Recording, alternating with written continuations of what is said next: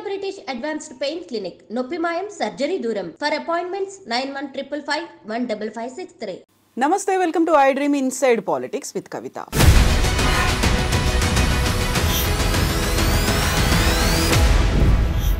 Formula E racing విషయంలో కేటీఆర్ అరెస్టుకు రంగం సిద్ధమైపోయినట్టుగా తెలుస్తోంది. ఎట్ ద సేమ్ టైం విద్యుత్ కొనుగోళ్లకి సంబంధించి కేసీఆర్ని కూడా ఇన్వాల్వ్ చేయాలి, నోటీసులు ఇవ్వాలని తెలంగాణ రాష్ట్ర ప్రభుత్వం డిసైడ్ అయినట్టుగా వార్తలు అందుతున్నాయి. అయితే కేటీఆర్ మాత్రం అరెస్టుకు సిద్ధమైపోయిన నేపథ్యంలో కేసీఆర్ అమెరికాకు వెళ్ళిపోవాలనే ప్లాన్లో ఉన్నారా? ఓవరాల్గా బీఆర్ఎస్ పార్టీలో ఏం జరుగుతోంది? ఈ రెండు కేసుల్ని ఎలా చూస్తున్నారు బీఆర్ఎస్ పార్టీ లీడర్లు? మనతో పాటుగా ఉన్నారు బీఆర్ఎస్ సీనియర్ లీడర్ మాజీ ఎమ్మెల్సీ కర్నె ప్రభాకర్ గారు. నమస్కారం. So are you ready? Wait చేస్తూ ఉన్నారా? ఇద్దరు అరెస్టులు అవుతాయి, ఒకేసారి పార్టీకి పెద్ద జలక్ రాబోతోంది అనేది ప్రిపేర్డ్గా ఉన్నారా మీరు? అంటే జలక్ అని కాదు కవిత, నిజానికి ఇప్పుడు మూర్ఖ రాజు రాజ్యాన్ని వెళ్తే ఎట్లుంటుందో మూర్ఖుడైనటువంటి ముఖ్యమంత్రి స్థానంలో కూర్చుంటే అది జరుగుతోంది రాష్ట్రంలో. సరే, వాళ్ళు అరెస్ట్ చేస్తారా చెయ్యరా దాని మీద మా చర్చ లేదు. నిజానికి మాకు ఉన్న చర్చ ఏంటంటే 14 సంవత్సరాలు ఉద్యమంలో ఉన్నటువంటి వాళ్ళం, 14 సంవత్సరాలు ఎందుకు తెలంగాణ కావాలో ప్రజలకు బలంగా చెప్పినటువంటి వాళ్ళం, 50 ఏళ్ళు తెలంగాణకు ఎందుకు అన్యాయం జరిగిందో 14 సంవత్సరాలు ప్రజలకు వివరించి తెలంగాణ రాష్ట్రం రావడానికి ప్రధాన భూమిక పోషించిన వాళ్ళం. తర్వాత ప్రజల ఆశీర్వాదంతో అధికారంలోకి వస్తే 10 ఏళ్ళు అద్భుతమైనటువంటి పరిపాలన అంది. మనం చాలా సందర్భాల్లో మాట్లాడుకున్నట్టుగా పర్ క్యాపిటా ఇన్కమ్ని కూడా పెంచుకున్నటువంటి వాళ్ళం. దేశంలోనే నెంబర్ 1గా పర్ క్యాపిటా ఇన్కమ్ పెరిగింది. ఇటువంటి రాష్ట్రాన్ని, అద్భుతమైనటువంటి పురోగతి సాధిస్తున్న రాష్ట్రాన్ని చివరికి డిజాస్టర్ వైపు ఈయన తీసుకుపోతుండని బాధ కంటే ఈ అరెస్టులు, ఈ జైళ్ళు వీటి మీద మా చర్చ లేదు. బాధ అంతా ఏంటంటే మళ్ళీ ఎట్లాగో వీళ్ళు ఉండరు, అస్తవ్యస్తం ఈ రాష్ట్రాన్ని చేసి ప్రజల్ని మొత్తం అధోగతి చేసి మళ్ళీ చిప్పచేతికిస్తారేమో అనేటువంటి ఒక భయం ఉంది తప్ప ఈ కేసులతో ఏమవుతుంది? కేసులు ఎవరు పోలేదు. ఇది దేశంలో ఉన్నటువంటి గాంధీ లాంటి వాళ్ళు కూడా జైలుకు పోయినారు స్వాతంత్ర ఉద్యమంలో. అనేక మంది ఎటువంటి కారణం లేకుండా ఇవాళ ఈ దేశంలో ఈడీ కేసులలో చాలామంది కూడా అసలు సంబంధం లేనటువంటి వాళ్ళని కూడా పంపిస్తూ ఉన్నారు. అంతేందుకు ఎవరైతే కేసు పెట్టడానికి ప్రయత్నం చేస్తున్నటువంటి రేవంత్ రెడ్డి ఉన్నాడో వాళ్ళ పార్టీ అధినేత్రి సోనియా గాంధీ గారి మీద కూడా కేసు ఉన్నది. సరే, ఆమె ఎప్పుడు జైలు వేస్తారో ఏమో మాకు తెలియదు అది. కానీ ఇది కాదు నిజానికి వాళ్ళు జరగాల్సిన చర్చ. ఈ పెట్టాల్సిన దృష్టి అభివృద్ధి మీద పెట్టకుండా, పెట్టాల్సిన దృష్టి తను ఢిల్లీకి వెళ్ళి తీసుకురావాల్సినటువంటి నిధుల మీద పెట్టకుండా, పెట్టే దృష్టి అంతా కూడా మా మీద కేసులు పెట్టడం మీద, లేదు ఇక్కడి నుంచి నిధులు తీసుకుపోయి ఢిల్లీకి అప్పచెప్పడం మీద, ఈ రెండింటి మీద ఉంటే తెలంగాణ ఎట్టుపోతుంది? ఇప్పుడు మీరు ఇంత కన్సర్న్ అనేది చూపిస్తున్నారు. 10 ఏళ్ల పాటు ఒక అద్భుతమైనటువంటి పాలన బీఆర్ఎస్ ప్రభుత్వం ఇచ్చింది అని చెప్పినప్పటికీ ఈరోజు అసెంబ్లీ సెషన్లో డిప్యూటీ సీఎం భట్టి విక్రమార్క లెక్కలన్నీ వివరించారు. మీరే అప్పుల గతి చేశారు, అధోగతి పాలు చేశారు, మీరు చిప్ప చేతికి ఇచ్చారు, ఇచ్చే పరిస్థితి ఎదురుగాబోతోంది మీరు అంటున్నారు. ఇప్పటిదాకా చూపించినటువంటి లెక్కలు కావచ్చు, విద్యుత్ కొనుగోళ్లు కావచ్చు, ఫార్ములా ఈ రేసింగ్లో అవకతవకలు కావచ్చు, వీటన్నిటి గురించి కూడా లెక్కలన్నీ ముందు పెడుతున్నారు కదా, అవన్నీ నిజం కాదంటారా? ఈ సంవత్సర కాలంలో ఈ రాష్ట్ర ప్రభుత్వం చేసిన అప్పు ఎంత? 1,00,000 కోట్లు. ఈ రాష్ట్ర ప్రభుత్వం 10 సంవత్సరాల కాలంలో బీఆర్ఎస్ పార్టీ చేసిన, ముఖ్యంగా ఆ ప్రభుత్వం చేసిన అప్పు 4,25,000 కోట్లు అయితే, సరే వాళ్ళు ఇష్టం వచ్చిన లెక్కలు 6 లక్షలు చెప్తారు, కానీ ఆన్ పేపర్ ఉన్నట్టుంది 4,25,000 కోట్లు. ఈ దేశానికి అప్పు ఎంత ఉంది అసలు? 100,25,00,000 ఉంది దేశానికి అప్పు. ఈ దేశానికి అప్పు ఉన్నది. వీళ్ళు అధికారంలోకి రాగానే 1,00,000 కోట్లు అప్పు చేసినారు. మేము 10 సంవత్సరాల కాలంలో 4,25,000 కోట్లు చేసినాం. అసలు అప్పు లేకుండా ప్రపంచంలో ఏ దేశం ఉన్నదా? అప్పు లేకుండా అభివృద్ధి చెందిన దేశాలు ఉన్నాయా? అమెరికా లాంటి దేశం మనకంటే దాదాపు 10-12 రెట్లు ఈ దేశం అప్పు కంటే ఎక్కువ రెట్లు అప్పు ఉన్నది. అసలు అప్పు కోసం మాట్లాడేవాడు అజ్ఞాని. అప్పు ఎవరికి పుడుతుంది అని అంటే తిరిగి ఇచ్చేవాడికే అప్పు పుడుతుంది. రిటర్న్ ఉండే కెపాసిటీ ఉన్నవాడికి అప్పు పుడుతుంది. మనం బ్యాంక్ లోనుకు పోతే కూడా మన ఐటీ రిటర్న్స్ ఇవన్నీ సరిగ్గా ఉంటే మాత్రమే అప్పు పుడుతుంది. నువ్వు రిటర్న్ ఇవ్వగలుగుతావు అన్నప్పుడే అప్పిస్తాడు తప్ప ఇష్టం వచ్చినట్టు ఇవ్వడు. మరి అలా అనుకుంటే ఈ లెక్కను చూస్తే సంవత్సర కాలంలోనే 1,00,000 కోట్ల అప్పు అంటే వీళ్ళు రిటర్న్ ఇస్తారన్న నమ్మకం ఉందా లేదా వాళ్ళకి? అప్పటికంటే మేము అందుకే దాని మీద డిస్ప్యూట్ చేయటం లేదు కవిత. మేము ప్రోగ్రెసివ్గా ఉండేవాళ్ళం. అప్పు లేకుండా రాష్ట్రాల అభివృద్ధి సాధ్యం కాదు అని బలంగా నమ్మేవాళ్ళం. రిటర్న్ అంటే చేసే ఇన్వెస్ట్మెంటు రిటర్న్కు స్కోప్ ఉండాలి. అది ఇన్వెస్ట్మెంట్ లాగా ఉండాలి, అది ఖర్చు లాగా ఉండొద్దు. మేమేమనుకుంటున్నాం, మేము చేసిందంతా కూడా 10 సంవత్సరాల కాలంలో నీటి మీద పెట్టినా, అది ప్రాజెక్టులు కట్టినా, కరెంటు పెట్టినా అది ఉత్పత్తికి సంబంధించినటువంటిది, అది ఇన్వెస్ట్మెంటే, అది పెట్టుబడి అంటా. నేను పెట్టుబడిగా చూడకుండా నువ్వు ఖర్చుగా చూసే తప్పు చేస్తావు. నువ్వు ఖర్చు కాదు. ఆనాడు పెట్టినటువంటి ఇరిగేషన్ ప్రాజెక్ట్స్ కావచ్చు, పవర్ కావచ్చు, ఈ రెండు కూడా పెట్టుబడులుగా. సో వీటిలోనే మేజర్గా అయినటువంటిది. కాబట్టి 4,25,000 కోట్ల అప్పు అని ఏదైతే చెప్తున్నాడో ఆ అప్పే కాదు ఈ రాష్ట్రానికి. ఈ రాష్ట్రంలో ఉన్న సంపదకి ఇచ్చే రిటర్న్ ఉన్న కెపాసిటీ ఉన్న మనకు అసలు ఇంకోటి మనం అనేక సార్లు మాట్లాడుకుంటున్నటువంటి అంశం పదే మరి అజ్ఞానంతో మాట్లాడతారా వీళ్ళు, లేదు పొలిటికల్గా ఒక మాట చెప్పిందే 10 సార్లు చెప్పడం ద్వారా అది నిజమని ప్రజలు నమ్మాలనుకుంటారా తెలియదు. కానీ ఎఫ్ఆర్బిఎంకు లోబడకుంటే డెఫినెట్గా అప్పులు ఇవ్వరు. ఎఫ్ఆర్బిఎంకు లోబడి మాత్రమే అప్పులు తీసుకుంటా ఉన్నాము. ఇవాళ బహుశా మా ఎమ్మెల్యేల మొదటి క్వశ్చన్ అదే ఉందనుకుంటాను అసెంబ్లీలో, ఎఫ్ఆర్బిఎంకి సంబంధించినటువంటి పరిమితికి సంబంధించి. కాబట్టి అప్పులు అనేటువంటి వాటిని బూచిగా చూపించి, అప్పులు అనేటువంటి దాన్ని ఏంది ప్రామాణికంగా చూపించి మమ్మల్ని బద్నాం చేయాలని ప్రయత్నం చేస్తే అది సాధ్యం కాదు. ఎందుకంటే ప్రజల అనుభవంలో ఉన్నటువంటి అంశం ఏమిటంటే, మేము ఏం అప్పులు చేసినాం అనే కంటే కూడా వారి ఆర్థిక స్థితిగతులు ఎట్లా మెరుగుపడ్డాయి చూస్తూ ఉన్నారు. వ్యవసాయం ఎట్లా అద్భుతంగా ముందు వరుసలో ఉంది, అభివృద్ధి చెందిందనే దాంట్లో ఆలోచిస్తున్నారు. గ్రామీణ ప్రాంతంలో ఉండేటువంటి యువత కావచ్చు, రైతు కావచ్చు, అందరూ మహిళలు కావచ్చు, వాళ్ళ జేబుల్లో ఎండ్ ఆఫ్ ది డే రూపాయి కనిపిస్తుందా లేదా వాళ్ళు చూసినారే తప్ప అది దానికి కారణమైనటువంటి వాళ్ళు ఎవరు అనేది ఆలోచించారు తప్ప అప్పు చేసిండ్రు, అప్పు ద్వారా మాకు నష్టమవుతుంది అనేటువంటి మాట ప్రతిసారి ఒక ఫ్యాషన్ మాట ఒకటి ఉంటుంది. నీ మీద నీకు తెలియకుండా నేను 3 లక్షల అప్పు ఉన్నది ఇది రాష్ట్రంలో అని మాట్లాడతాడు. అరే అమెరికాలో ఉన్నవాడి తల మీద కూడా ఉన్నది 10 లక్షల అప్పు. ఈ దేశంలో ఉన్నటువంటి ప్రతి పౌరుని మీద అప్పు ఉన్నది, తెలంగాణలో ఉన్న వాడి మీద కూడా అప్పు ఉన్నది. ఇప్పుడు అప్పుతో పాటుగా కొనుగోళ్లలో అవకతవకలు, అక్రమాలు, వీటన్నిటికీ సంబంధించి కూడా పెద్ద చర్చ జరుగుతోంది కదా. అందులో ప్రధానంగా విద్యుత్ అంశం. రెప్పపాటు కూడా నేను కరెంటు పోనివ్వను అనే మాట ప్రతిసారి కేసీఆర్ చెప్పేవాళ్ళు. ఎంత ఖర్చైనా నేను విద్యుత్ కొంటాను. కొనడంలో బోల్డ్ అంత అవకతవకలు జరిగాయి అనేది జస్టిస్ లోకూర్ కమిటీ కూడా రిపోర్ట్ ఇచ్చింది. క్యాబినెట్లో డిస్కషన్ జరిగింది. ఇప్పుడు కేసీఆర్ మీద చర్యలు తీసుకోవాలనే ఒక డెసిషన్కి తెలంగాణ రాష్ట్ర ప్రభుత్వం వచ్చింది అనేది బహుశా మీకు గుర్తుండాలి. కరెక్ట్గా కరోనా టైంలో అనుకుంటాను కేసీఆర్ గారు దాదాపు 1.5 గంటల పాటు తన ప్రెస్ మీట్ ఉండే ప్రగతి భవన్లో. పవర్ ఎందుకు అవసరము, పవర్ దేనికోసం అవసరము, ఎట్లా కొంటాము, పద్ధతి ఏంది, అసలు పవర్ని ఎందుకు ఫోకస్డ్గా మనం చేయాల్సి వస్తుందని ఆయన చాలా టెక్నికల్గా ఇంజనీర్గా మాట్లాడినాడు. ఒక పొలిటికల్ లీడర్. నేను కూడా ఒక సందర్భంలో వారితో అన్నా నేను, సార్ ఇది ఇంజనీర్స్ టెక్నికల్గా మాట్లాడే వాళ్ళు మీరు మాట్లాడగలుగుతారు అంటే మనకు దాని మీద దృష్టి ఉంది, దాని మీద కన్సర్న్ ఉంది కాబట్టి ఫోకస్ అనేది నేను మాట్లాడిన ప్రభాకర్ అని చెప్పేసి నేను వ్యక్తిగతంగా వారిని అడిగినాను నేను. అయితే మీకు కూడా ప్రత్యక్షంగా చాలా విషయాలు తెలుసు. తెలంగాణ ఉద్యమంలో మాతో పాటు ఉన్నటువంటి అంటే జర్నలిస్ట్గా మీరున్నారు, మనం అందరము ప్రతి దాంట్లో షేర్ చేసుకునే విషయాలు చాలా ఉన్నాయి. తెలంగాణ ఉద్యమం ప్రారంభం కావడానికి ప్రధానమైనటువంటి సమస్యగా ఆ రోజు భావించి కరెంటు ఉద్యమం జరుగుతున్నటువంటి సందర్భంలో 3 చనిపోతే దాన్ని నిరసనగానే ఇంకా ఈ ప్రభుత్వం ఉంటే తెలంగాణ ఇట్లనే నాశనం అయిపోతుంది, ఈ ప్రభుత్వమే కాదు తెలంగాణ రాకుంటే ఇంకా తెలంగాణ భవిష్యత్తు లేదు అని భావించి కేసీఆర్ గారు ఉద్యమాన్ని ప్రారంభించారు. ఉద్యమం ప్రారంభించిన నాడే చాలా స్పష్టంగా చెప్పినటువంటి అంశము వ్యవసాయము, కరెంటు, నీళ్లు, సరే వీటితో పాటు నిధులు, నియామకాలు అనేటువంటి మాట కూడా చెప్పినాం. ఇవి ప్రధానమైనది. నిజానికి ఏ దేశమైనటువంటి ఇంకోటి ముఖ్యంగా మనలాంటి దేశం వ్యవసాయ ఆధారిత దేశంలో ప్రధానమైనటువంటి ఆధారం మనకు వ్యవసాయమే. కాబట్టి దాని మీద ఫోకస్ లేకుండా నువ్వు నాశనం అయిపోయినటువంటిది ఆర్థికంగా మొత్తం ఖరాబ్ అయిపోయినటువంటి ఈ రాష్ట్రాన్ని తిరిగి శ్రీమంతం చేయాలంటే ఏ ఆధారం అయితే ఉందో దాన్నే ఫోకస్ పెట్టాల్సిన అవసరం ఉంది. కాబట్టి వ్యవసాయం మీద దృష్టి పెట్టాల్సి వచ్చింది.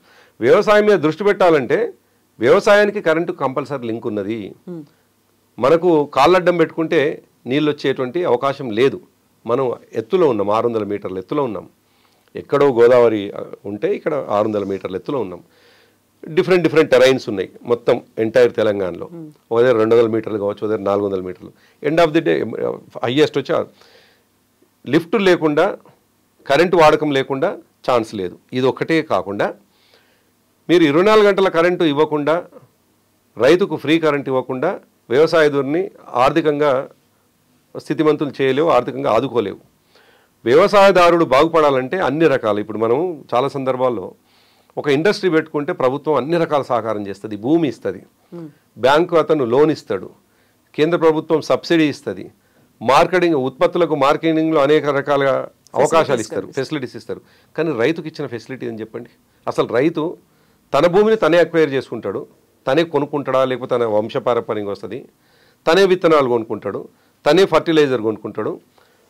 భూమిలో నాట్ల నుంచి మొదలుకొని భూమి నుంచి తీసినటువంటి గింజ మార్కెట్లో అమ్ముకొని చేతికి పైసలు వచ్చేదాకా అనుమానంతో బ్రతికేటువంటి రైతు, ఈ దేశానికి ఆధారమైనటువంటి రైతుని ఆదుకునేవాడే లేనటువంటి సందర్భంలో వ్యవసాయం మీద దృష్టి పెట్టి కేసీఆర్ గారు 0 నుంచి స్టార్ట్ చేసినటువంటి కార్యక్రమాలు 2014 నుండి, అది వ్యవసాయం కావచ్చు, అది కరెంట్ కావచ్చు. సో అటువంటి సందర్భంలో ఈ 2 రంగాల మీద పెడుతున్నటువంటి ఇన్వెస్ట్మెంట్ని, అది పెట్టుబడిని, అది పెట్టుబడిలాగా చూసినాం కాబట్టి ఎండ్ ఆఫ్ ది డే మనకు రిజల్ట్స్ అనేవి కనిపించినాయి, పర్ క్యాపిటా ఇన్కమ్ కనిపించింది. మన ప్రాంతాలు, ముఖ్యంగా మన గ్రామీణ ప్రాంతాలు తప్పకుండా వ్యవసాయం చుట్టే అన్నీ ఆధారపడి ఉంటాయి.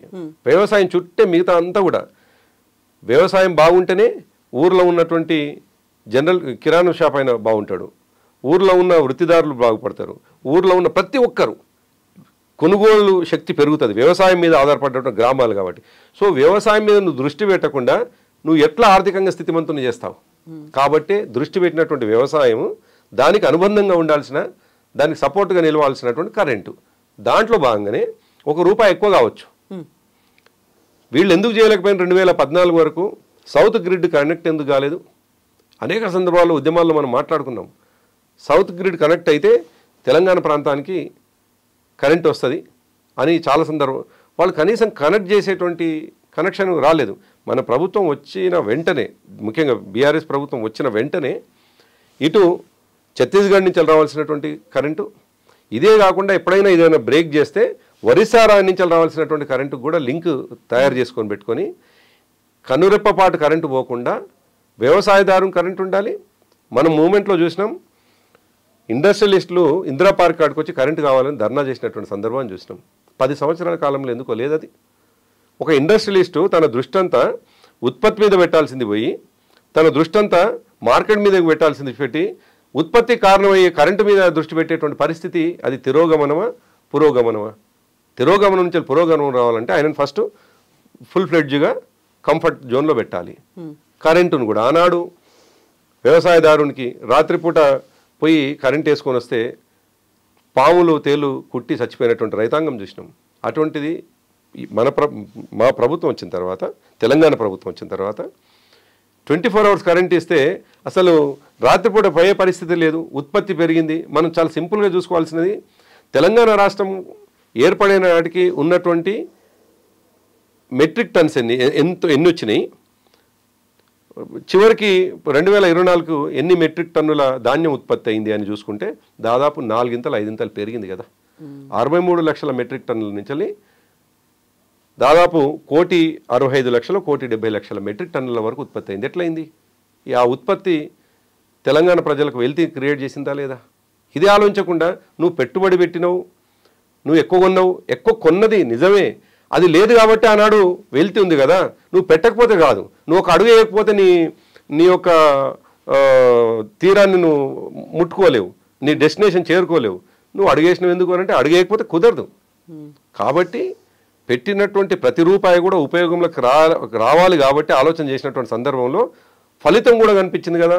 మళ్ళీ గుర్తు చేస్తున్న పర్ క్యాపిటా ఇన్కమ్ పెరిగింది కదా. ఆ పెట్టుబడే లేకపోతే పర్ క్యాపిటా ఇన్కమ్ అదే 1,25,000 రూపాయలే ఉండేది కదా. అయితే ఇన్ని ఫలితాలు ఉన్నాయని చెప్పినప్పుడు కూడా అక్కడి దాకా వెళ్ళడానికి అనుసరించిన మార్గంలో అవకతవకలు ఉన్నాయి, కొనుగోళ్లలో సరైనటువంటి లెక్కలు లేవు అనే దాంతో పాటుగా సరికొత్తగా పెట్టినటువంటి పవర్ ప్లాంట్లు, భద్రాద్రికి సంబంధించినటువంటి పవర్ ప్లాంట్ కూడా అది పాత టెక్నాలజీని యూజ్ చేశారు. ఒకవేళ అదే కనుక కంటిన్యూ అవుతాయి 25 ఏళ్లలో 9,000 కోట్ల నష్టం వస్తుంది. ఈ లెక్కలన్నింటినీ కూడా లోకూర్ కమిటీ అనేది కేబినెట్ ముందు ఇచ్చింది, తన రిపోర్ట్ని సబ్మిట్ చేసింది కదా. వాటిని ఎట్లా చూస్తున్నారు? అంటే 2-3 ఇష్యూస్ ఉన్నాయి కవిత ఇక్కడ. ఒకటి కొనుగోలు, పక్క రాష్ట్రాల నుంచి కొంటున్నటువంటి కొనుగోలు. రెండోది మీరు చెప్పిన మనమే స్వయంగా ఉత్పత్తి చేద్దాం అనుకుంటున్నది ఇది. ఇప్పుడు పక్క నుంచి కొన్నటువంటి, ఇంకోటి ప్రైవేట్ వాళ్ళతో కొన్నటువంటిది. ఇప్పుడు పక్క రాష్ట్రంకి వెళ్ళి ఉన్నటువంటిది గవర్నమెంట్ టు గవర్నమెంట్ అగ్రిమెంట్, దాంట్లో అసలు బ్యాక్ ఛాన్సే లేదు, డబ్బులు చేతులు మారేటువంటి అవకాశమే లేదు. ఛత్తీస్గఢ్ ప్రభుత్వం నుంచి వెళ్ళి తెలంగాణ ప్రభుత్వం కొన్నది, చేతులు మారే అవకాశం ఎక్కడిది? అఫ్కోర్స్ ₹1 ఎక్కువ పెట్టవచ్చు, కేసీఆర్ గారు ఒప్పుకున్నారు, ఆనాడు ముఖ్యమంత్రి హోదాలో ఉండి ఒప్పుకున్నారు. తప్పకుండా కరెంటుని, నాణ్యమైన కరెంటుని ఇద్దామనుకున్నాం కాబట్టి ₹1 పెట్టాల్సి వచ్చింది అని ఆయన ముఖ్యమంత్రి హోదాలనే మాట్లాడారు. ఇవాళ కొత్తగా వీళ్ళు అది చేయాల్సింది కాదు. ఛత్తీస్గఢ్ గవర్నమెంట్ నుంచి వాళ్ళు తీసుకున్నటువంటి కరెంటు తర్వాత ఉత్పత్తిలో ఏదైతే సొంతంగా మనం ఏర్పాటు చేసుకుంటున్నటువంటి కేంద్రాలనేయో, నిజానికి ఆ టెక్నికాలిటీస్ నాకు తెలియకపోయినా సింపుల్ విషయం ఎవరికి అప్పచెప్పిండ్రు అని అనుకున్నప్పుడు మన బిహెచ్ఏఎల్ లాంటి కంపెనీకి అది ప్రభుత్వ రంగ సంస్థనే. దాంట్లో కిక్ బ్యాక్స్ ఎక్కడ ఉంటాయి? అసలు వీళ్ళు వెతుక్కొని నిందించడానికి అవకాశాలు చూసుకుంటున్నారు. అంటే కారణం వెతికి దాని చుట్టూ తిప్పి ఇది అని చెప్పేసి చూపిస్తారు. దాంట్లో సరిగ్గా శాస్త్రీయంగా ఆలోచన చేసి పాజిటివ్గా ఆలోచన చేస్తే అసలు మా తప్పులు ఇవ్వపడు. దానికి ఫలితం ఉంది. ₹1 ఎక్కువ పెట్టినా ₹3.60 ఏదో కొనుక్కునే అవకాశం ఉంటే ₹3.90 కొన్నారు అనేది ఇంకా ఎక్కడో నేను చదివినాను. ₹30 వేరియేషన్ ఉంది కదా. నాణ్యమైన కరెంటు కోసం, నాణ్యమైన కరెంటు ఇచ్చే వాడితో దగ్గర అగ్రిమెంట్ చేసుకుంది వాస్తవమే, కానీ ఎండ్ ఆఫ్ ది డే ఫలితం కనిపించింది కదా అని నేను అంటాను. నేను ఈ పద్ధతులు అనుసరించింది కొన్ని సందర్భాల్లో తను అనుసరించిన విధానం ఏంది, కానీ అనుకున్నది ఒకటైతే చివరికి ఆ ఫలితం కూడా దక్కకపోయింటారు. కానీ అట్లా కాదు కదా, ఫలితం కనిపిస్తున్నది కదా. అయితే మీరు పెట్టినటువంటి ఖర్చు, వచ్చినటువంటి ఫలితాలు, లేకపోతే అందులో ఉన్నటువంటి లాభాలు నష్టాలు ఇవన్నీ లోకూర్ కమిటీ ఇచ్చినటువంటి రిపోర్ట్లో లేవంటారా? కేవలం ఎక్కడైతే నష్టాలు ఉన్నాయి, ఎక్కడైతే అవకతవకలు ఉన్నాయి, ఇక్కడ అక్రమాలు జరిగాయి, వాటి మీదే ఫోకస్ పెట్టింది అంటున్నారు. ఇప్పుడు లోకూర్ కమిటీ ఇచ్చిన end to end plus word to word మనకి తెలియదు. ఒక పత్రికలో రాసినటువంటి అంశాల ఆధారంగా మనం మాట్లాడుకుంటున్నాం. ఆయన డీటెయిల్గా ఏం చెప్పినాడో చూద్దాం. అసలు అది చూసిన తర్వాత నిజానికి మాట్లాడుకోవడానికి అవకాశం ఉంటుంది. ఎందుకంటే ఆయన అంత డీటెయిల్గా ఏం చెప్పినాడు, మమ్మల్ని ఎక్కడ తప్పు పట్టినాడు, నిజంగా కూడా మేము చేయాల్సిన పని చేయకుండా ఇంకా ఏమైనా తప్పులు చేసినామా అని ఆయన చెప్తున్నాడా అనేది మనకు తేలాలి కదా. తేలేకముందే అసలు తప్పు చేసినామని అనుకోవటం లేదు. స్పష్టంగా ముఖ్యమంత్రిగా కేసీఆర్ గారు ఉన్నప్పుడే ఆయన గంటన్నర ప్రజెంటేషన్లో అన్ని విషయాలు కరెంటుకు సంబంధించింది, పూర్తిగా కరెంటు గురించి ఆ రోజు మాట్లాడినారు. ఆయన అన్ని విషయాలు చెప్పినారు. దానికి భిన్నంగా వాళ్ళు కమిటీ వేసి ఏమైతే చూపిస్తారో చూద్దాం. అది చూసిన తర్వాత మనం మాట్లాడుకుంటాం. అంతకంటే ముందు మాట్లాడుకొని అది ముందే కూసింది అన్నట్లు అవుతుంది తప్ప ఇంక దానివల్ల ఏం ఉపయోగం లేదు. అయితే ఫార్ములా ఈ రేసింగ్కి సంబంధించి ఇప్పుడు కేటీఆర్ మెడకు ఉచ్చు బిగుసుకుంటోంది అనే మాట, సిబిఐకి మళ్ళీ పంపిస్తున్నారు అనేది, ఆల్రెడీ గవర్నర్ ఒక గ్రీన్ సిగ్నల్ ఇచ్చారు, గో హెడ్ అని చెప్పారని, క్యాబినెట్లో డెసిషన్ తీసుకున్నాము అని మంత్రివర్గం చెప్తోంది. అది ఇన్సైడ్ ఇష్యూ. నిజానికి మీరు అన్నది అంతా కూడా క్యాబినెట్లో జరిగిన విషయాలు కావచ్చు, సరే లీక్లో భాగంగా పత్రికలు వస్తున్న అంశాలు కావచ్చు, మాట్లాడుకోవాల్సిన అంశాలు ఏం కాదనట్లేదు. కానీ ఒక్కటి స్పష్టం, నేను ముందు ప్రారంభంలో చెప్పినట్టుగా వీళ్ళ దృష్టి అభివృద్ధి వైపు, సంక్షేమం వైపు, వాళ్ళు ఇచ్చిన హామీల వైపు ఉండాల్సింది పోయి ఎవరిని ఎప్పుడు అరెస్ట్ చేద్దాం, నేను 50 లక్షలతో దొరికిపోయి జైలుకు పోయినట్టుగా మిగతా వాళ్ళని కూడా జైలుకు పంపాలనే కక్ష కనిపించుతుందా, లేదు ఈ రాష్ట్రం ఏదన్నా అడవులుగా నష్టపోయింది కాబట్టి దానికి పర్యవసానంగా ఏదన్నా చేద్దాం అనుకుంటున్నారా అనేది. కానీ ఓవరాల్గా చూస్తే ఏమనిపిస్తుందంటే వ్యక్తిగతమైనటువంటి కక్ష కనిపిస్తున్నది. నేను జైలుకు పోయి కొద్ది రోజులు ఉండొచ్చినాను, ఇంకొకరిని కూడా జైలుకు పంపించి నేను జైల్లో ఉన్నటువంటి విషయాల్ని వాళ్ళకి అర్థం చేయించాలి అనే కక్ష కనిపిస్తుంది. ఇదంతా కుర్స ఆలోచనలతో చేస్తున్నటువంటి పని. దాంట్లో సరే వాళ్ళు ఏం చేసినా పెద్దగా ఆయన ఎవరైతే అనుభవిస్తాడు అని అంటున్నటువంటి, అంటే ఇబ్బంది పడతాడు అంటున్నటువంటి కేటీఆర్ గారు చెప్పినటువంటి మాట ఏంది, నువ్వు ఎప్పుడు పంపినా నేను సిద్ధమవుతాను, నాకేం ఇబ్బంది లేదు. కానీ దాంట్లో జరిగింది ఏంది అనేది ప్రపంచానికి చెప్పిండు. నిజానికి మామూలుగా అంతకుముందు వరకు కూడా ఆయన ప్రెస్ కాన్ఫరెన్స్ వరకు కూడా ఈ కార్ రేసింగ్ అనేటువంటిది అవన్నీ కూడా మన లాంటి వాళ్ళకి ఎవరికి తెలిసింది కాదు. అందులో ప్రభుత్వం పరంగా జరిగినటువంటి వ్యవహారం ఆయన చెప్పిన తర్వాత ప్రజలకు తేటతెల్లమైపోయింది.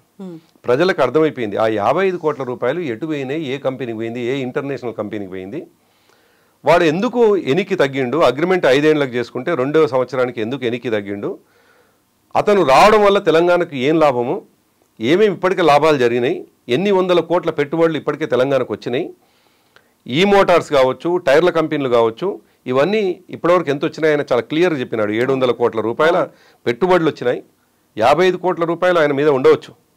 ఇంకో పద్ధతిలో రిటర్న్ తీసుకుందాం, ఇంకా 3 ఏళ్ళు కార్ రేస్లో అయితే వచ్చేటువంటి వాళ్ళ ద్వారాని చాలా కంపెనీలు జాక్వార్ లాంటి కంపెనీలన్నీ కూడా వచ్చినాయి అనేటువంటి మాట ఆయన ప్రెస్ మీట్లో చాలా వివరంగా చెప్పినారు. అయితే నిజంగా కూడా 55 కోట్ల రూపాయలు అనేటువంటిది దాన్ని పెద్దగా భూతద్దంలో పెట్టి చూపించాలనుకుంటే జరిగినటువంటి ట్రాన్సాక్షన్ ఎందుకు చూడాలి, దాంట్లో కిక్ బ్యాక్ అవకాశం కదా, ఇంటర్నేషనల్ కంపెనీ. అయితే మీరు జరిగినటువంటి ట్రాన్సాక్షన్ మనకు వచ్చినటువంటి పెట్టుబడులు 700 కోట్లు అనేది కేటీఆర్ కూడా చెప్పినప్పటికీ నిన్న పొంగులేటి ఒక మాట అన్నారు, పెట్టినవి 55 కోట్లేనా 700 కోట్ల, ఏవి ఎక్కడికి మళ్లింపు అయ్యాయి అనేది కూడా లెక్క తేలుతుంది అనే ఒక మాట.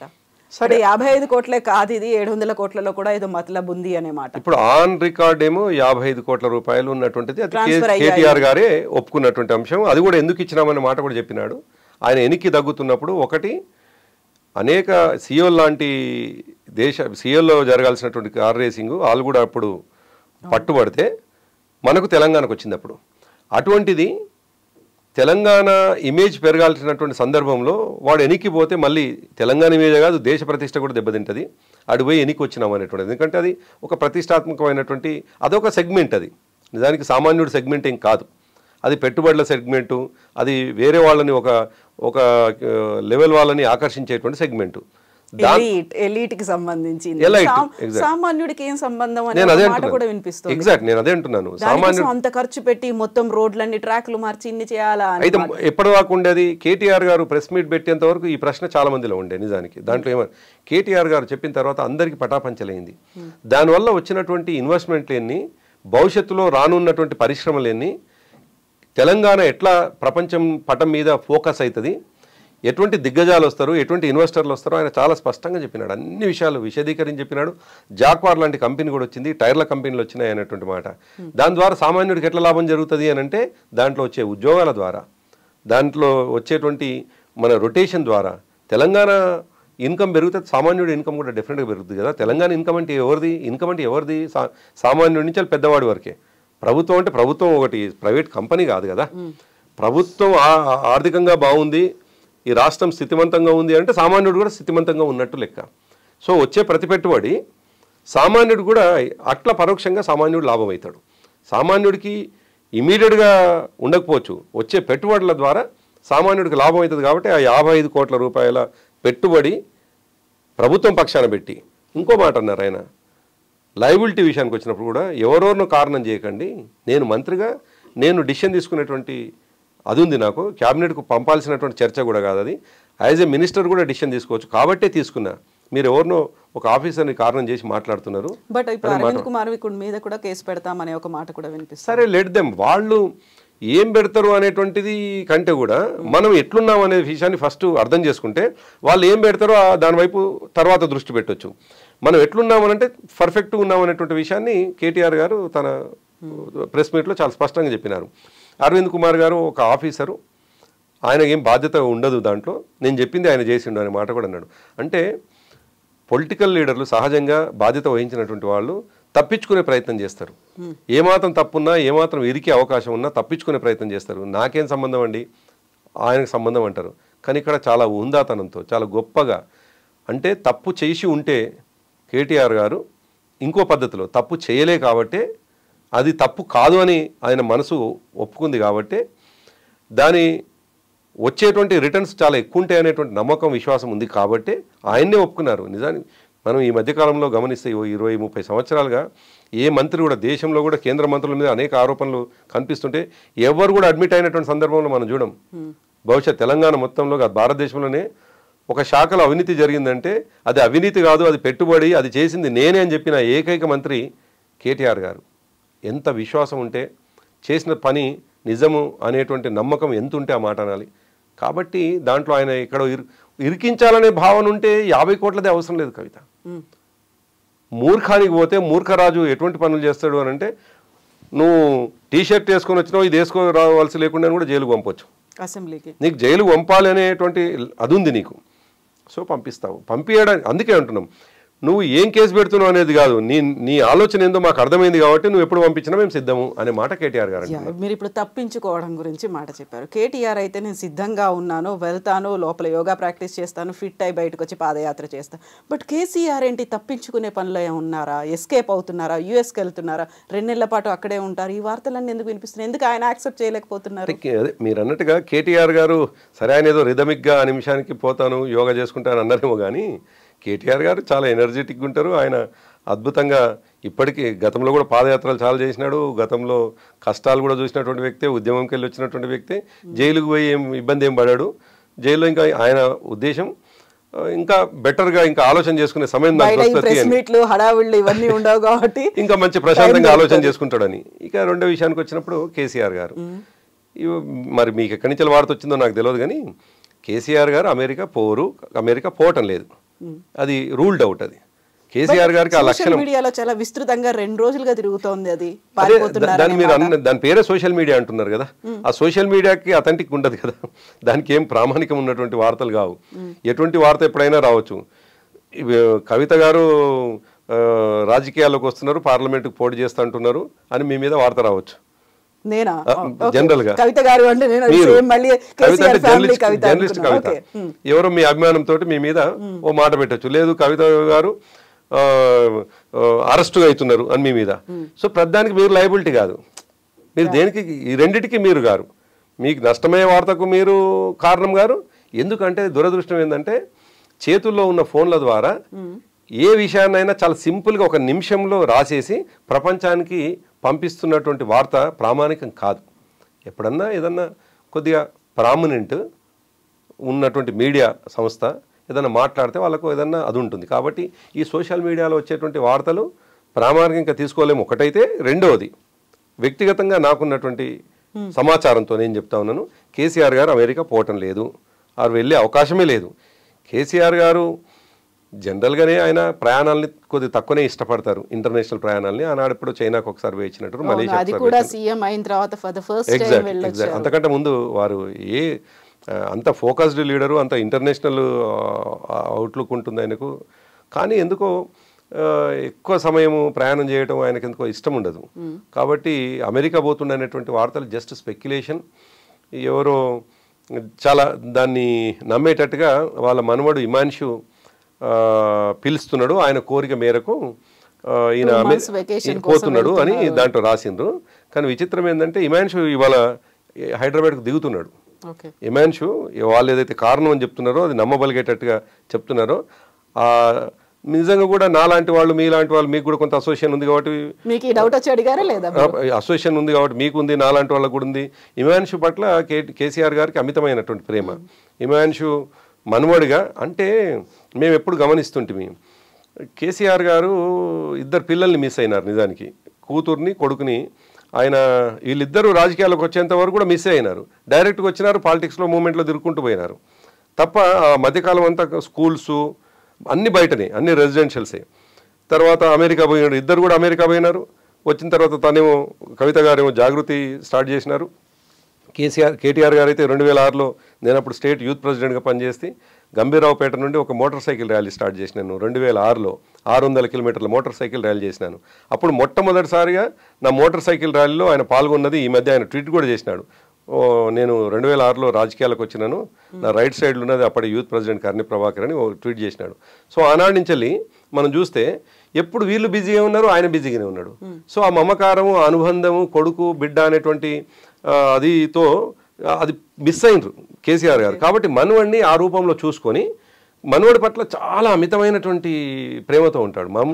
కొడుకుని బిడ్డని నాకు తెలిసి మనవాళ్ళనే చూసుకుంటాడేమో అనిపిస్తుంది. అయితే నాకు కూడా ఎక్కడో ఒక నిమిషం అనుమానం వచ్చేట్టుగా అనిపించింది, ఏమో పిలిచినారో ఏమో పోతాడో ఏమో అనేటువంటిది. కానీ నిజానికి పోవట్లేదు. ఇమాన్షి వస్తున్నాడు కాబట్టి ఇమాన్షి వాళ్ళు దిగుతున్నాడు ఆయన. సో అమెరికాకు పోడు, కేసీఆర్ గారికి తప్పించుకొని అమెరికాలో పారిపోయేటువంటి లక్షణం ఉన్నవాడు కాదు. ఆయన యుద్ధంలో వీపు ఎన్నడూ చూపించలేదు, యుద్ధాన్ని ఎదుర్కొన్నాడు. వీలైతే ఏ అవకాశం వచ్చినటువంటి సందర్భంలో ఏ ఆయుధాన్ని వాడితే శత్రువు అదైతాడో తను నమ్మిన సిద్ధాంతం కోసం ఆయుధం పట్టుకున్నాడు తప్ప కేసీఆర్ గారు ఎన్నడూ కూడా వెన్ను చూపి పారిపోయినటువంటి సందర్భం జీవితంలో లేదు. సరే ఆయన కొడుగ్గా కేటీఆర్ గారు కూడా అదే లక్షణం వచ్చింది కాబట్టి నువ్వు చేసే కుట్రలకు నేనేం భయపడను, బలవుతుండవచ్చు ఆ నిమిషానికి, రోజుకో 2 రోజులకో నెల రోజులకో బలవుతుండొచ్చు, కానీ నేనేం బాధపడను అని చెప్పేసి ఆయన వారసుడుగా ఆయన కూడా మాట చెప్పినాడు. అయితే ఇప్పుడు ఆయన పారిపోవట్లేదు, తప్పించుకునే ప్రయత్నాలు చేయట్లేదు అనుకున్నప్పుడు 2024 అయిపోతుంది, 25లో ఆయన బయటకు వస్తారు, విశ్వరూపం చూపిస్తారు అనే మాట కేటీఆరే గతంలో చెప్పారు. కేసీఆర్ ఎందుకని బయటికి రావట్లేదు అనే మాట కూడా వినిపిస్తుంది. ఎందుకంటే ప్రతిసారి ఇలాంటివన్నీ వస్తున్నాయి, అవకతవకలు జరిగాయి, అక్రమాలు జరిగాయి అనుకున్నప్పుడు వాటి గురించి మాట్లాడాల్సినటువంటి అవసరం ఉంది, క్లారిఫికేషన్ ఇవ్వాలి. కేసీఆర్ సీఎంగా గతంలో ఏం చేశారు అనేది ఎందుకు మాట్లాడట్లేదు, ఎందుకు బయటికి రావట్లేదు? ఎట్లయితే ఒక కార్యకర్తగా పార్టీలో ఒక నాయకుడిగా ఉన్నామో, ఆయన కొడుకుతో పాటు ఆయన కూడా ఒక కార్యకర్తగా కేసీఆర్ గారి మీద ఉన్నటువంటి నమ్మకం, కేసీఆర్ గారు కొడుకుగా కాబట్టి ఇంకా ఆయన కెపాసిటీ ఏందో చిన్నప్పటి నుంచి చూస్తున్నవాడు కాబట్టి ఆయన రావడాన్ని ప్రభంజనంగా ఎవరైనా భావిస్తారు, కేటీఆర్ గారు కూడా భావించారు. ఆయన రావడానికి సంచలనమే. నిజానికి మనం ఈ 24 ఏళ్ళ అంతకంటే ముందు సంచలనమైన, ఆ తర్వాత కూడా, ఎందుకంటే అంతకుముందు సంచలనం అని ఎందుకంటున్నానంటే ఇన్సైడ్ పార్టీలో కూడా ఇదేమో ఆయన ఫోకస్డ్గా ఆయన సెంట్రిక్గా ఉన్న పార్టీ కాబట్టి, అంతకుముందు వేరే పార్టీలో పనిచేస్తున్నప్పుడు కూడా అక్కడ పనిచేసినటువంటి వాళ్ళు ఇప్పుడు మాకు చాలా సందర్భాల్లో చెప్తుంటారు, ఆయన శిక్షణా తరగతులు కావచ్చు, ఆయన తీసుకునే నిర్ణయాలు కావచ్చు, ఆయన పెట్టిన పేర్లు కావచ్చు, జన్మభూమి లాంటి పేర్లు కావచ్చు, ఇవన్నీ కూడా కేసీఆర్. సో కేసీఆర్ గారు ఎప్పుడు సంచలనమే, ఆయన లోపల సంచలనమే, బయట ఉన్న సంచలనమే, మైకు పట్టుకున్న సంచలనమే, మైకు వదిలిపెట్టి 2 నెలలు విరామం తీసుకున్న సంచలనమే. ఎందుకు సంచలనం అంటే ఆయన ఆలోచనలో ప్రజల కోణం ఉంటుంది, ఆయన ఆచరణలో ప్రజల కోణం ఉంటుంది, ఆయన ప్రతి నిమిషం దృష్టి పెట్టడంలో ప్రజలే ఉంటారు తప్ప తన వ్యాపారాలు, తన వ్యాపార సామ్రాజ్యాన్ని పెంచుకోవడాలు, కుటుంబం మీద మమకారం పెంచుకోవడాలు, ఆస్తులు పోగు చేసుకోవడాలు ఆయనలో ఎన్నడూ లేవు. కాబట్టి ఆయన చేసే ఆలోచన అది ప్రజలకు ఉపయోగపడుతుంది కాబట్టి అది సంచలనంగా మారుతుంది. అందుకే సరే కేటీఆర్ గారు 2025 అది పెద్ద సంచలనంగా బయటకు వస్తారు అని ఆయన విశ్వరూపం చూపిస్తారు. అసలు కేసీఆర్ గారు ఎప్పుడు వచ్చినా విశ్వరూపమే, అది ఏ ఇయర్ అనేది నేను చెప్పను. 25లో వస్తారా, 26లో వస్తారా, ఎప్పుడు వస్తారో నిజానికి ఎవరు చేస్తున్నా కొద్దీ ఇంకా బోల్డ్ అని క్వశ్చన్ మార్క్స్ అనేవి పెరుగుతుంటాయి కదా.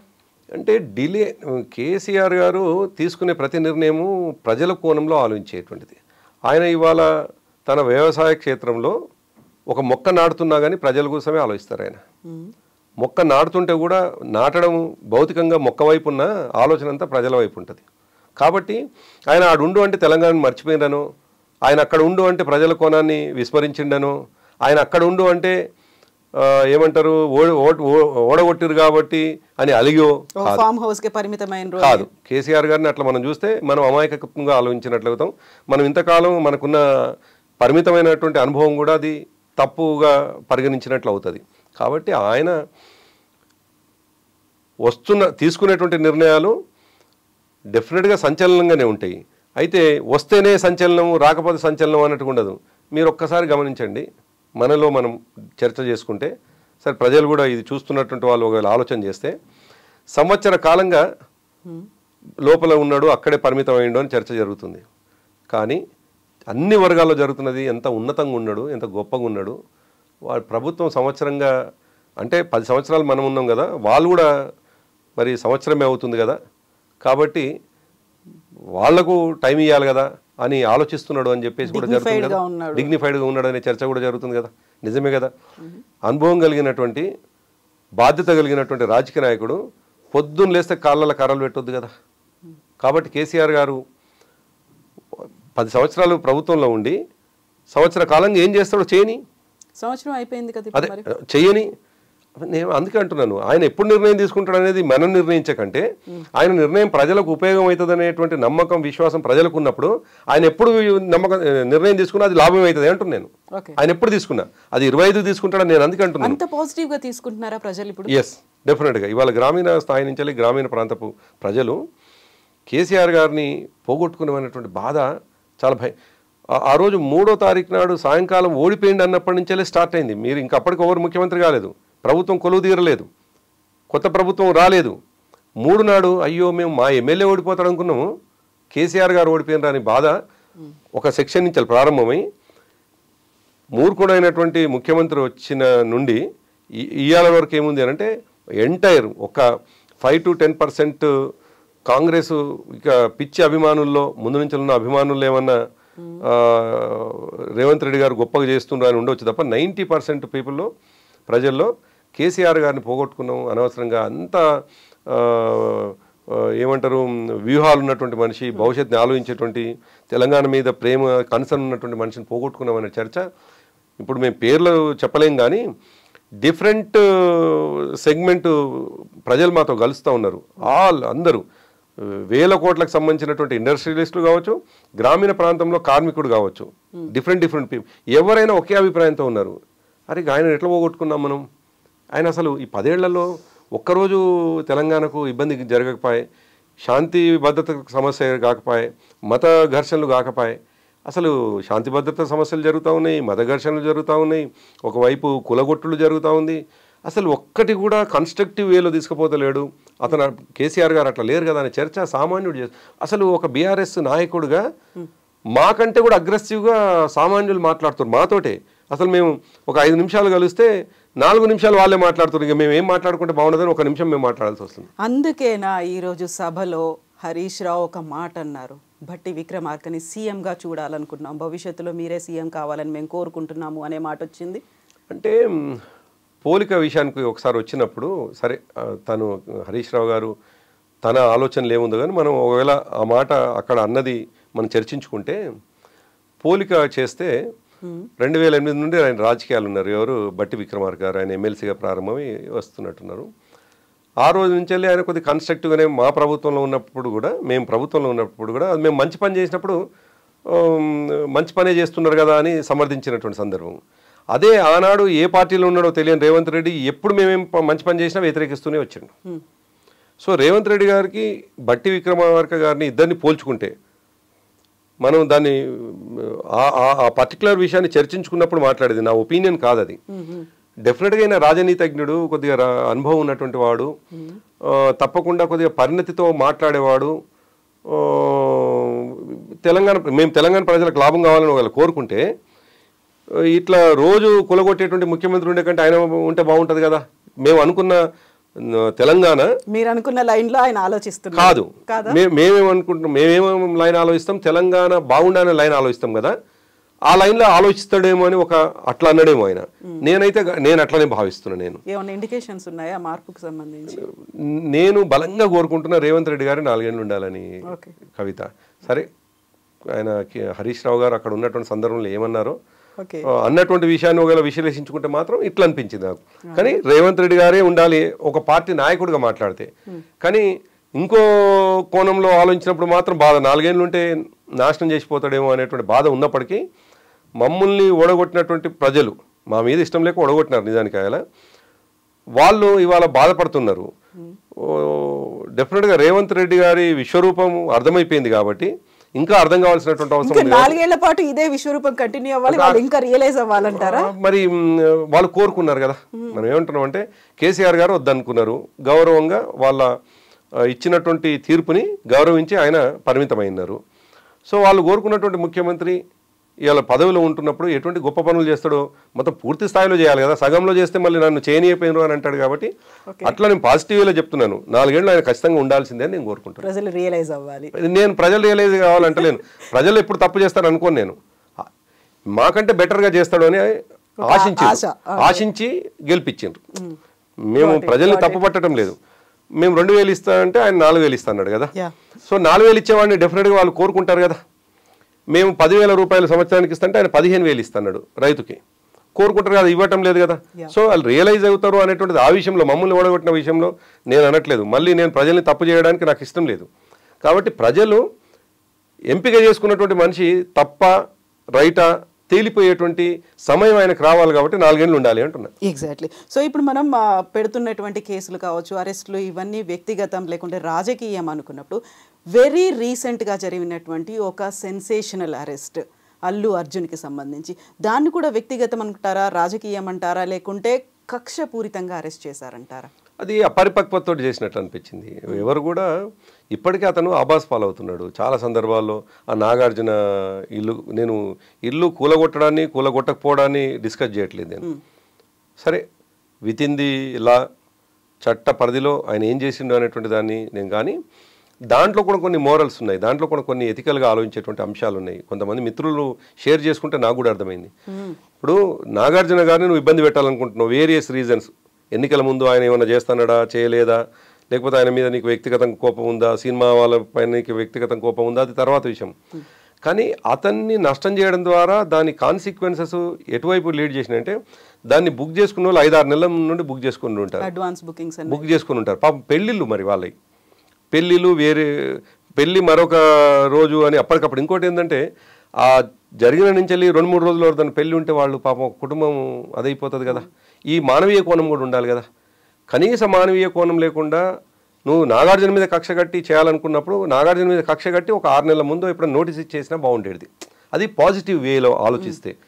నెగిటివ్గా కక్షపూరితంగా ఉంటేనేమో ఇట్లా ఓవర్ నైట్లో అప్పటికప్పుడు ఒక ఆఫీసర్కి చెప్పడం, ఇంకో మనిషికి తెలిస్తే సమాచారం పోద్ది అనుకోవడం, ఆ ఆఫీసరే తన టీముని తీసుకొని పోయి ఆ టీము ఏడిపోతున్నామో కూడా తెలియకుండా ఆడిపోయి ఈ బిల్డింగ్ని కూలగొట్టుంటే కూలగొట్టడం, అది జరిగినాయి. సో దాంతో నష్టం జరిగింది కదా. దాని కొనసాగింపు ఏమైంది, అల్లు అర్జున్.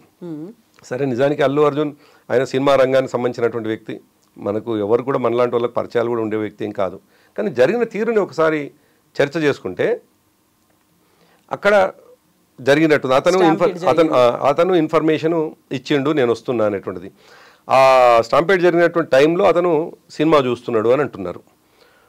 సరే, ఇది కూడా సమీక్షించుకోవాల్సింది, ఇది కూడా ఇన్వెస్టిగేట్ చేయాల్సింది మనమేం కాదు, మనం పోలీస్ ఆఫీసర్లం కావు, పోలీసులే చేస్తారు. నేను అది కూడా కాదనట్లేదు.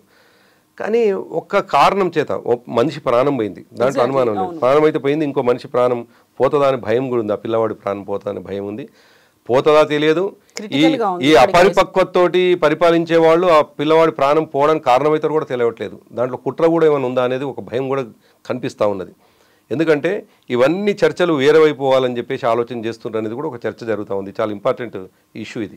సో ఇప్పుడు ప్రాణానికి సంబంధించి కూడా ఒక డైవర్షన్ అనేది కొనసాగుతుంది. ఎగ్జాక్ట్లీ, అదో చర్చ జరుగుతుంది. ఇప్పుడు కరెక్ట్ 2 రోజులుగా ఒక లీకులు ఇస్తూ ఉన్నారు. ఆ పిల్లవాడి ప్రాణాపాయ స్థితిలో ఉన్నాడు, ఇంకా సీరియస్గా ఉన్నాడు అనేటువంటిది లీక్లు ఇస్తారు. ఎందుకు లీక్లు ఇస్తారో తెలియదు. అతన్ని సీక్రెట్గా ఎక్కడ పెట్టారు అనేటువంటి విషయం కూడా ఎవరికి తెలియకుండానే జరుగుతూ ఉంది. సరే, అది ఒక అంశం. అయితే అల్లు అర్జున్ని అరెస్ట్ చేసి తీసుకుపోయిన తీరు, ఆయన అరెస్ట్ చేయడం చేయకపోవడం అనేటువంటిది అసలు నేను దాంట్లోకి పోను. నేను వ్యక్తిగతంగా, నేను మా పార్టీ పక్షంగా చెప్పట్లేదు, నేను వ్యక్తిగతంగా. కానీ కక్ష సాధింపు ఎక్కడ పడుతుంది అనేటువంటిది, అతను పోయిండు బెయిల్ తెచ్చుకున్నాడు. ఆ బెయిల్లో కూడా ఇమీడియట్ ఎఫెక్ట్ అనేటువంటి ఒక వర్డ్ కూడా ఉంది అంట. అతను జైల్లో విడుదలయ్యే అవకాశం ఉండే, కానీ ఆ రాత్రి ఆయన పడుకోబెట్టాలి అందులో అనేటువంటిది ఆయనకు మనసుకు భావించిండేమో. తెల్లారు మాత్రం ఆయన వదిలిపెట్టాలి, ఒక రాత్రి ఆయన ఉండాలి. ఇదంతా ఏమై ఉంటుందని ఒక సామాన్యుడు కానీ ఆలోచించినప్పుడు, ఓ 24-20 సంవత్సరాలుగా రాజకీయాలు ఉన్నవాడు కానీ ఆలోచించినప్పుడు నాకు అనిపించింది, రేవంత్ రెడ్డికి ఎక్కడో సినిమా వాళ్ళు మిస్ అవుతున్నారు అనేటువంటి ఫీలింగ్ ఉందేమో అనిపిస్తూ ఉంది. సినిమా వాళ్ళతో ఏమంటారు, సినిమా వాళ్ళు ఆనాడు తెలంగాణ ప్రభుత్వం ఏర్పడగానే వచ్చి మా ఇండస్ట్రీని కాపాడండి, మా ఇండస్ట్రీ అదే అంటున్నాను. ఆనాడు అభినందించినట్టుగా ఈనాడు ఎవరు అభినందించట్లేదు. సినిమాటోగ్రఫీ మినిస్టర్ని దగ్గరికి రాలేదు, ముఖ్యమంత్రి దగ్గర పోవటం లేదు. దాని కొనసాగింపుగా నాగార్జునది ఇట్లా జరిగింది. సో అల్లు అర్జున్ కూడా పోయి ఆయన స్టేజ్ మీద, ఆయనకెందో దురదృష్టం పాపం, ఆయన ఈ రాష్ట్ర ముఖ్యమంత్రి పేరు గుర్తులేదు ఆయనకు. ఈ రాష్ట్రం వాడే, తెలుగు వాడే. ఈ రాష్ట్ర ముఖ్యమంత్రి పేరు గుర్తులేదు అని అంటే ఆయన దురదృష్టం అనుకుందామా, లేకపోతే ఆ స్థాయిలో ఆయనని ప్రభావం చేయకుండా, అంటే ముఖ్యమంత్రిగా కనిపించకుండా రేవంత్ రెడ్డి ఉండడం మనకు తెలియదు. కానీ దురదృష్టం ఆయన నోటి నుంచి ఆయన పేరు వెళ్ళలేదు. వెళ్ళకపోయేసరికి ఎక్కడో ఈగో హర్ట్ అయి ఉంటుంది ఏ మనిషికైనా. వెండిక్టివ్ కదా, అంతే అవుపడుతుంది కదా. ఎక్కడో అరే నేను ముఖ్యమంత్రిని. ఎందుకంటే చాలా సందర్భాల్లో రేవంత్ రెడ్డి తన ఉపన్యాసాలు చెప్తున్న మాటని మనం గుర్తు చేసుకుని మాట్లాడుకోవాలి. మీరు కనీసం నాకు విలువ ఇవ్వకుండా పర్లేదు, నేను ముఖ్యమంత్రి అన్న విలువ ఇవ్వండి, నాకు కుర్చీకి ఇవ్వండి. సరే, ఆయన కేసీఆర్ గారు ఉన్నప్పుడు ఆయన ఒక్కరోజు ఇవ్వలేదు. నిన్న అసెంబ్లీలో కూడా ఆయన మాట్లాడుతూ ఉన్నాడు. చంద్రశేఖరరావు ఇవ్వలేదు. ఇప్పటికీ నువ్వు ఏది వ్యక్తిగతంగానే మాట్లాడుతున్నావు, ఏకవచనంతోనే మాట్లాడుతూ ఉన్నావు. వయసుకైన గౌరవం చంద్రశేఖరరావు గారు అను, నీకు అంత అహంకారం ఏంది చంద్రశేఖరరావు అని మాట్లాడుతున్నాడు. సరే, అయితే చాలా సందర్భాల్లో ఆయన వేదికల మీదనే అంటున్నమాట, నాకు ఇవ్వకండి, నా కుర్చీకి ఇవ్వండి, నాకు ముఖ్యమంత్రిగా అర్థమైపోయింది. ఆయనకు ఎవరు విలువ ఇస్తలేరు అనే విషయం. వాళ్ళ కార్యకర్తలు ఇస్తలేరు, వాళ్ళ ఎంపీలనైతే వాళ్ళ ఎంపీలు అంటున్నారు, వాళ్ళ తోటి మంత్రులు అయితే వాళ్ళే బాధపడతారు, మమ్మల్ని తొక్కుకుంటూ వచ్చిన ముఖ్యమంత్రి నేను, ఎందుకంటే అన్నది ఈయననే కదా. నేను తొక్కుకుంటూ వచ్చిన కొండారెడ్డి పెళ్ళికెళ్ళి, నేను తొక్కుకుంటూ వచ్చిన నల్లమల్లకెళ్ళి అని ఆయన్ని అన్నాడు కాబట్టి తొక్కుకుంటూ వచ్చిన బాధితులు ఎవరో పక్కకే ఉంటున్నారు చివరికి ఇది. సో ఇవన్నీ చూస్తే మనకు అనిపిస్తున్నది ఏంది, ఆయనను ఎవరు గుర్తుపడతలేరు, నన్ను ఎవరు గుర్తిస్తలేరు కాబట్టి నన్ను గుర్తించాలంటే ఒక్కరోజనే నన్ను పడుకోవాలి, నా పేరు ఉచ్చరించిన వాడు బయట ఎట్లుంటాడు అనుకున్నాడు ఏమో, బహుశా పెట్టిండు. మనం ఈ కోణంలో చూడాలని అనిపిస్తూ ఉంది నాకు. ఇప్పుడు దీనికి కొనసాగింపైనా బాలకృష్ణ ఇంటికి కూడా అక్కడ మార్క్స్ పెట్టడం, 6 feet అనేది రాయడం అనేది అంటే సరే మా పార్టీ విధానం ఇంకా మేము చర్చించుకోవాలి నిజానికి కవిత. కానీ నేను వ్యక్తిగతంగా ఒక మాట చెప్తాను మీకు. నేను మీరంతా కూడా ఇటు బంజారా హిల్స్ వైపే మీ స్టూడియోలు ఉన్నాయి, మనం అన్నీ అవి ఉన్నాయి. డెఫినెట్గా Banjara hills, Jubilee hills, not only Banjara hills, Jubilee hills అంటా నేను, సిటీ మొత్తం కూడా అసలు మన సిటీకి విస్తరించే స్వభావం ఉన్నది. మనది చెన్నై కాదు, మనది కోల్కతా కాదు, మనది ముంబై కాదు, మనకు సీషోర్ లేదు. ఇంకా 50 కిలోమీటర్లు 100 కిలోమీటర్లు విస్తరించే అవకాశం ఉన్నది.